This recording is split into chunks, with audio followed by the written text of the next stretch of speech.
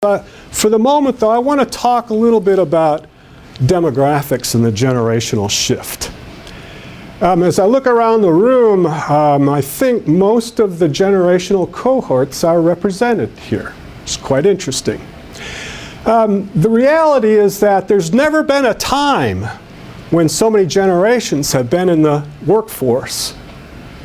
There's never been a time when there's been so many generations that we count as customers and employees. Now, I'm a baby boomer. I guess the iconic representation of the boomers, these four lads. I remember when they used to look that way. Kind of the characteristics according to the Learning Cafe and American Demographics Organization. I've underlined a couple of them that I think are kind of relevant. Work focused, right? The purpose of life is work, and then everything comes after that. Low technology users, very defined roles. We like things very defined for ourselves, and kind of family focused. Some of these other things I may question or not. Right? Generalizations are usually to be suspect, including the generalization I just made. The Gen Xers. Now, I've got two sons, one of which is a Gen Xer, and he told me that the icon for them is U2. I have no idea, quite frankly. So some of their characteristics: self-reliant and individualistic. They kind of mistrust institutions. Bad for us, isn't it, in enterprise land? They use technology, and they rely on their friends, not family.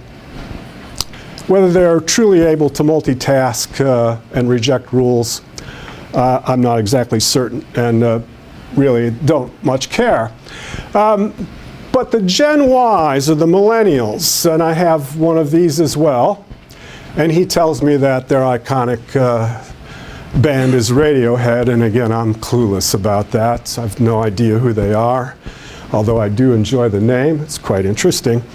And some of their characteristics: very self-inventive, individualistic. They believe that institutions are irrelevant. They assume technology, and for them, friends are their family. Truly, friends are their family. Some of these other characteristics, again, I'm not quite so sure about. The point of this, though, is that these generations have very different characteristics and tendencies. I'm not one of these people that believes that the millennials are a species apart, although their use of smartphones is quite beguiling. And a lot of us in contact center land still resist the notion that we're going to have to change the way we deal with our customers because of generational preferences. They're the most open to social networking sites as a contact channel. So the red is Generation Y, this kind of mustard color is Gen X, the blue is baby boomers, and the green are my father's generation, the so-called silent generation. So information sent to you via a social networking site about a new product information. They really like that. Contact from a company via a social networking site about new products or services. They equally like that. Contact from a company based on comments or tweets you have made about that company. They really like that as well.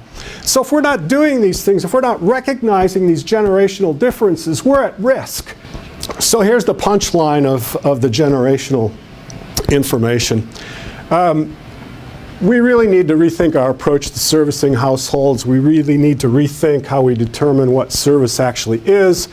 And we certainly need to rethink how we coach and train our agents. This isn't our parents' call center anymore.